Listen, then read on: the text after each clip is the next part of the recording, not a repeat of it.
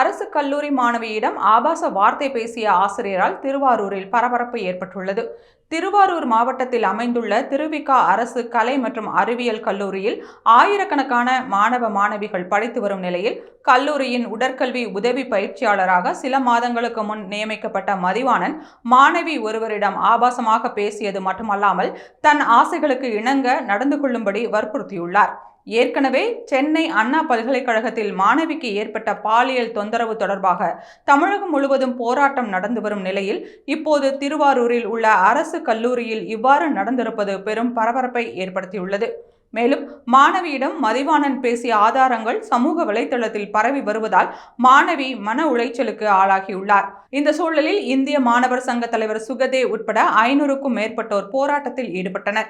அப்போது அண்ணா பல்கலைக்கழக மாணவிக்கு நடந்த பாலியல் சீண்டலுக்கு கண்டனம் தெரிவித்தும் திருவிக அரசு கல்லூரி மாணவிக்கு பாலியல் தொந்தரவு கொடுத்த உடற்கல்வி உதவி பயிற்சியாளர் மதிவாணனை கைது செய்து சிறையில் அடைக்க வேண்டும் என்றும் கல்லூரிக்கு பெண் உடற்கல்வி ஆசிரியை ஒருவரை நியமிக்கவும் கோரிக்கை வைத்தனர். மேலும் திருவிக அரசு கல்லூரியில் பாதிக்கப்பட்ட மாணவிக்கு நிவாரணம் வழங்க அரசை வலியுறுத்தியுள்ளனர்.